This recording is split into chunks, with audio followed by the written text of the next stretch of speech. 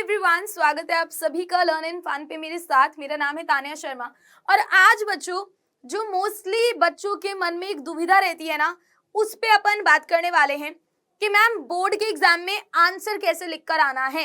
अब यार बहुत बार ऐसा होता है कि देखो हम लोग सारे आंसर्स को तो रट्टा नहीं मार सकते, और पहली बात तो अगर इंग्लिश लिटरेचर है तो रट्टा मारने का कोई पॉइंट नहीं है। अगर आप याद भी कर रहे हो तो आप ऐसे याद करो कि आपके दिमाग में वो चीज बैठ जाए, आपको समझ में आ जाए, तभी आप वर्क कर पाओगे। लेट्स से मान लो एक चैप्टर एक स्टोरी है ना, अगर हम टाइगर किंग को उठाएं या फिर हम कोई पोम उठा लें, माय मदर एट 66 उठा लें, क्लास 12 की मैं अगर बात कर रही हूँ, तो अगर आप कोई भी चीज को उठा रहे हो तो क्वेश्चन तो बेटा उसी के अंदर से आएगा, राइट। अगर आपका चैप्टर 2 पेज का है या 3 पेज का है तो उस 3 पेज के अंदर से ही क्वेश्चन आएगा। अब वो क्वेश्चन क्या आएगा ये हमें नहीं पता, राइट। वो तभी हमें पता चलेगा, हम तभी उसे लिख पाएंगे जब हमने इन डेप्थ उसके बारे में पढ़ाई कर रखी है, राइट। तो इसलिए रट्टा मार के कोई भी पॉइंट नहीं है आंसर्स को करके जाने का। तो मैम ऐसा हम क्या कर सकते हैं जिससे अगर हम खुद भी आंसर बना के लिखना चाहें बोर्ड के एग्जाम में तो हम लिख पाए। सो या बिना टाइम वेस्ट करे बच्चों सीधा पॉइंट पर आ जाते हैं।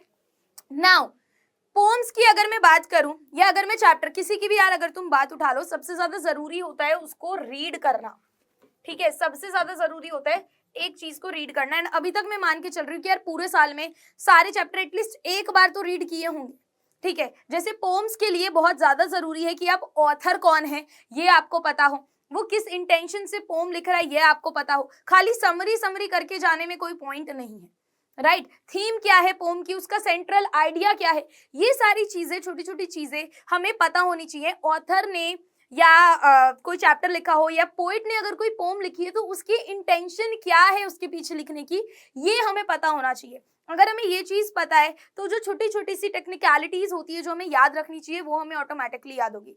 जब भी तुम लोग पोम में आंसर फ्रेम करो, कोशिश करो कि 2 लाइंस बीच में कहीं पर लिखा हो, तो उससे क्या होगा कि आंसर बहुत ही ज्यादा स्ट्रांग लगेगा।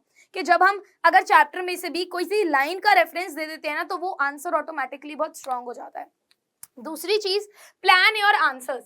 आपको बहुत ज्यादा जरूरी है कि आप अपने आंसर्स को प्लान करो, ठीक है। ऐसे नहीं कि आप कुछ भी जाकर लिख कर आ रहे हो, नहीं। You need to plan your answers कि किस चीज में कौन सी चीज पूछी गई है, कौन से क्वेश्चन में क्या पूछा गया है और उसके अकॉर्डिंग ही आपको लिखना है। अब उसके लिए आपको क्या करना पड़ेगा, आंसर्स को रीड, मैं ये नहीं बोल रही हूँ आप रट्टा मारो, जितने भी क्वेश्चन आंसर्स तुम लोग हाल फिलहाल पढ़ रहे हो, चैनल पर भी चल रहा है, उसको रीड करो, ठीक है। जितने ज्यादा तुम लोग रीड करके जाओगे उतना एक बेसिक आइडिया तुम लोगों के दिमाग में फिट होगा, राइट। मान लो मैंने तुम्हें एक कहानी सुनाई, मैंने उससे रिलेटेड तुम्हें थोड़े से क्वेश्चंस करा दिए। अब अगर मैं वो सेम क्वेश्चन भी नहीं पूछ रही हूँ, कुछ घुमाकर भी तुमसे पूछ रही हूँ, तो अगर तुमने इन डेप्थ में उस चीज को समझा है तो तुम उस पोजिशन में होगे कि तुम मुझे बता पाओ, राइट। तो बहुत ज्यादा जरूरी है कि आप लोग उस चैप्टर की ना केवल समरी बट उस चैप्टर को इस तरीके से समझ के जाओ बिना रट्टा मारे कि अगर कोई और क्वेश्चन भी आ रहा है तो आप उस पोजीशन में हो। दूसरी चीज, understand your question very well. बहुत बार हमें लगता है हमने एक बार क्वेश्चन पढ़ लिया हो गया, नहीं। एक एक वर्ड को एनालाइज करो कि क्वेश्चन में वो पूछ क्या रहा है। बहुत बच्चे होते हैं उन्हें कुछ नहीं समझ में आता, वो समरी उठाकर लिखाते हैं, उन्हें लगता है अरे बस कुछ ना कुछ तो नंबर हमारे आ ही जाएंगे। समरी नहीं लिखनी है, वहां पर जितना क्वेश्चन में पूछा है उतना लिखना है। इंग्लिश लिटरेचर में 2 ही चीजें काम आती है, एक आती है क्रिएटिविटी, दूसरा होता है B concise. Point two point लिखो जितना पूछा है। टीचर को भी स्टोरी मालूम है, उसे नहीं पढ़नी स्टोरी, ठीक है। जितना क्वेश्चन में पूछा है एग्जैक्ट अपने को उतना ही लिखना है, ठीक। थोड़ा सा हाँ हम फ्रेमवर्क दे सकते हैं पीछे का कि अगर टाइगर किंग के बारे में क्वेश्चन है तो हमने डायरेक्ट आंसर देने से पहले बता दिया कि टाइगर किंग कौन था, ठीक है। तो ऐसी हम लोग स्ट्रॉन्ग डिटेल्स दे सकते हैं जो हमें टेक्स्ट बुक अगर हमने बहुत अच्छे से एनसीईआरटी पढ़ी है तो हमें आती होगी। दूसरी चीज, बच्चों को पता नहीं होता कि यार कितना लिखें, है ना। मतलब मार्किंग स्कीम के अकॉर्डिंग बच्चे लिख कर ही नहीं आते हैं। उन्हें ऐसा लगता है कि यार मतलब अगर इतने नंबर का क्वेश्चन है ना, मतलब तो अपन कुछ भी लिख देंगे तो चलेगा, हो सकता है हमें ज्यादा नंबर भी मिल जाए। तो बेटा अगर 2 नंबर का क्वेश्चन है ना तो तेरी 3 से 4 लाइन काफी है। ये नहीं है कि तू पूरा पेज लिखाएगा तो तुझे वो 2 नंबर के क्वेश्चन में 10 नंबर दे देगी मैडम, ऐसा नहीं होगा। तो बहुत ज्यादा जरूरी है कि मार्किंग स्कीम और वर्ड लिमिट का आप लोग ध्यान रखो लिखते हुए। और ये कैसे ध्यान रहेगा, जब आपको स्ट्रक्चर पता होगा कि एक आंसर लिखने का स्ट्रक्चर क्या होता है। किसी भी आंसर, चाहे आप पोइट्री का लिख रहे हो, चाहे आप प्रॉस का लिख रहे हो, बहुत जरूरी होता है कि आप उसका बेसिक इंट्रोडक्शन दो। ज्यादा नहीं बोल रही हूँ, एक से अगर आप 1.5 लाइन में भी देते हो तो काफी है। बेसिक इंट्रोडक्शन दो, फिर जो आपके क्वेश्चन में पूछा गया है उसका मेन आइडिया बताओ, वो तुम्हारा मेन आंसर होगा, और फिर उसको तुम कंक्लूड कर दो। और तुम्हें लगता है अगर भाई 2 नंबर का क्वेश्चन है तो फिर इतना ज्यादा ये नहीं है कि हर किसी में 4-4 लाइन लिख रहे हो, एक एक लाइन या 1 से 2-2 लाइन लिखना काफी है। समझ में आया? ये नहीं है कि आप स्टोरी पे स्टोरी पे ले जा रहे हो। अगर टाइगर किंग पे कोई क्वेश्चन आ गया है, अगर डीप वाटर पे कोई क्वेश्चन आ गया है, तो आपने सारी की सारी स्टोरी पेल दी है कि भाई वो तो उसको बचपन में डर लगता था, फिर उसने स्विमिंग पूल ज्वाइन कर लिया, स्विमिंग इंस्ट्रक्टर रख लिया, ये कर लिया। नहीं, अगर पूछा गया है आपके क्वेश्चन में कि भाई क्या क्या उसने किया अपने डर को, अपने फियर को ओवरकम करने के लिए, तो आप ब्रीफ में 1 लाइन में बताओगे कि हाँ बचपन में इंसिडेंट हो गया था जिससे उसे पानी से डर लगता है। Then you will come straight to your point कि उसने क्या क्या किया। ये नहीं है कि आप वहां पे स्विमिंग पूल वाला इंसिडेंट भी बता रहे हो, ठीक है। यहाँ पे सिर्फ आपसे पॉइंट पूछे कि उसने क्या क्या किया। ठीक, उसने YMCA को ज्वाइन करा, उसने स्विमिंग इंस्ट्रक्टर रखा, उसने लास्ट में चैप्टर में जाकर जो लंबी लंबी नदियां थी वहां पर जाके उसने तैरा। तो ये मेन पॉइंट आप लिखोगे, कट टू कट आपको अपना आंसर लिखना है। समझ में आया? तो अगर आप खुद से भी आंसर लिखना चाहते हो तो पहली बात तो आपको चैप्टर आपने पढ़ रखा होना चाहिए। दूसरी बात, आपको ग्रामर का अंदाजा होना चाहिए, क्योंकि ये नहीं है कि आप कहीं पर प्रेजेंट यूज कर रहे हो, कहीं पे पास्ट टेंस लगा रहे हो, कहीं पे फ्यूचर लगा रहे हो।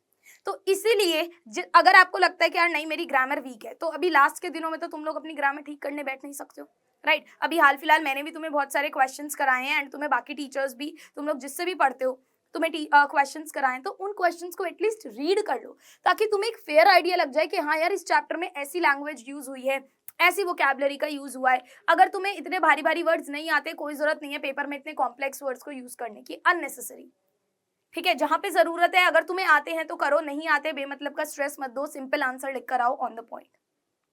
तो इन शॉर्ट अगर मैं कंक्लूड करूं, अगर आपको खुद से भी आंसर बना के लिखना है, इट्स वेरी इंपॉर्टेंट कि आपको ना सिर्फ समरी बट उस चैप्टर के अंदर बात क्या हो रही है, उसका थीम क्या है, राइटर का इंटेंशन क्या है, ये पता हो, ठीक है। दूसरा पॉइंट, आपको प्लान करना आता हो अपना आंसर। अगर नहीं आ रहा, प्रैक्टिस कर सकते हो कि पहले सारे की पॉइंट्स लिख लिए साइड में, फिर आप जब उन की पॉइंट्स को लिखोगे कि अरे अच्छा है ये वाला इंपॉर्टेंट है, ये मैं अपने आंसर में डाल सकता हूँ, ये इतना इंपॉर्टेंट नहीं, ये मैं नहीं डाल सकता, तो वो आपका ब्रेन उसी अकॉर्डिंग काम करेगा।